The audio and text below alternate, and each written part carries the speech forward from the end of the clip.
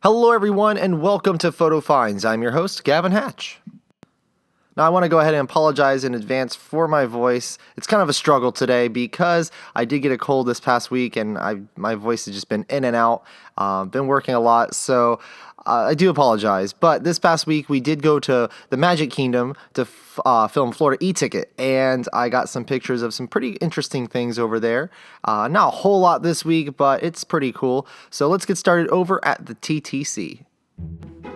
Now, the afternoon that we were there filming Florida E-Ticket, we parked at the Transportation and Ticket Center, and we're going to take the express monorail to the Magic Kingdom, but that actually was down temporarily, so we were directed to go ahead and take the ferry boat.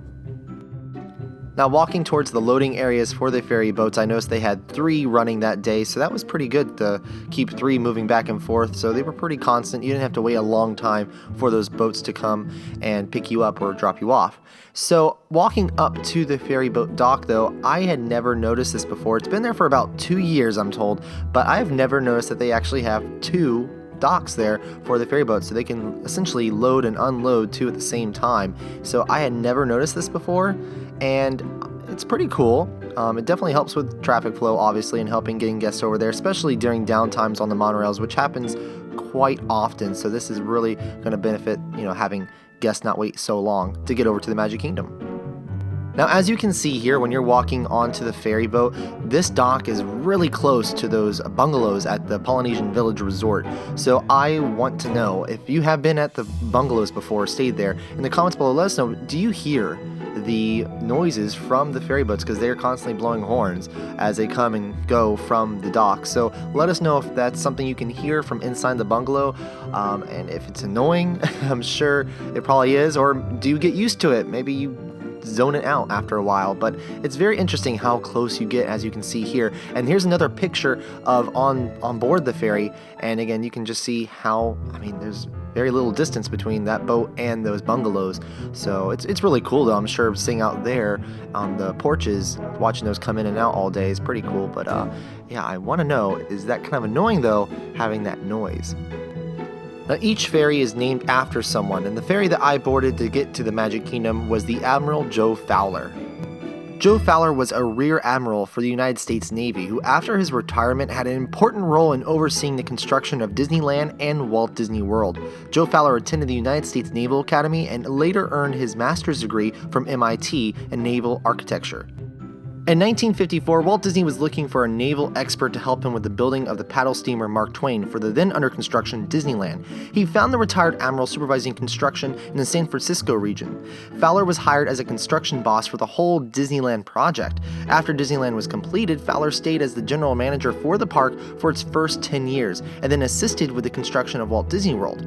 He retired from the Walt Disney Company in 1978. Here's something kind of cool for those of you on the West Coast. The dock for the 2 large ships in Disneyland's Rivers of America, located across from the Haunted Mansion, is named Fowlers Harbor. On days where it's not very crowded and it's not humid, I always recommend taking the ferry boat. Sometimes it's faster than the monorail, and it makes for some really great photos of the beautiful Seven Seas Lagoon, as well as Disney's Polynesian Village and the Grand Floridian. And you cannot forget the Contemporary as well as you pull up closer to the Magic Kingdom Park. Now, once inside the Magic Kingdom, we went over to Liberty Square because that is where we filmed this past week's episode of Florida E-Ticket. It was our special Unlocking the Magic series, so if you have not seen that, go ahead and check that out as well after you watch Photo Finds. But while we were in Liberty Square, I did notice something that was pretty interesting that I never noticed before.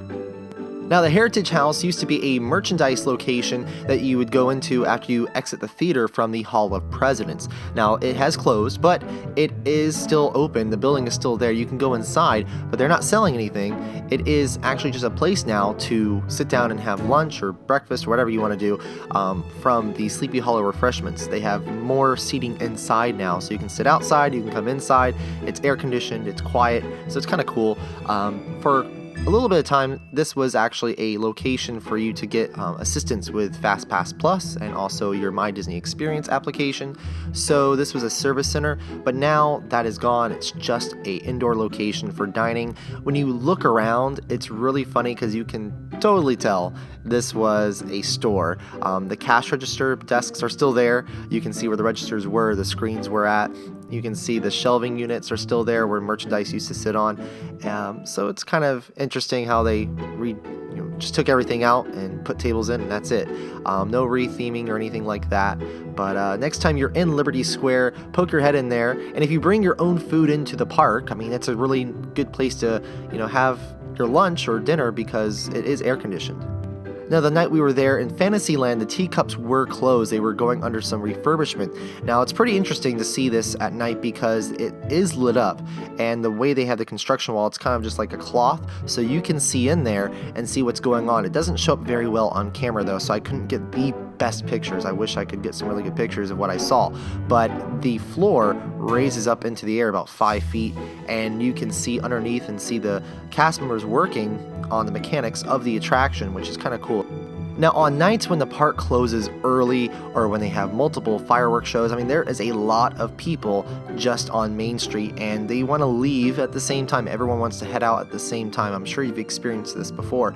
So to help with that, they have overflow exit areas. So behind the Main Street stores on both sides, over by the Jungle Cruise and over by Tomorrowland, you can exit and go up to the front of the park, and it's a lot faster. So the night we were there, we got to go over on the sides between Main Street in Tomorrowland and exit back there. It's a backstage area, but it is now themed, and they put up permanent walls that just make it look more appealing for a guest. It doesn't look like you're backstage, and it's pretty interesting because for quite some time guests would walk back there, and it kind of ruined the magic. You saw things that you wouldn't want to see while you're in the Magic Kingdom. So this is really cool, and you can tell it's designed where during the day when they're not using it for overflow, it is still an area where trucks can come in and make deliveries. It's an area where they can store things, and then at night when they have to use that for people exiting the park, they can clear the ways and close up the gates, and it just looks like part of Magic Kingdom. It's pretty cool.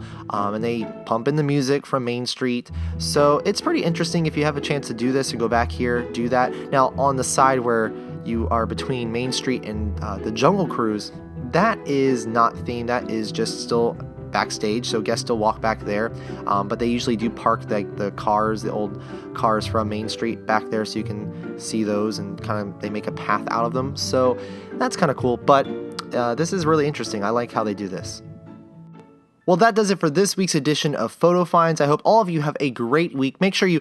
Oh, wait, there's Topher. Topher wants to say hello. Hi, Topher. So make sure you give this video a thumbs up because Topher loves that. Again, comment below. And again, make sure you guys have a great week. I will see you next time. Get out, have fun, and enjoy the parks.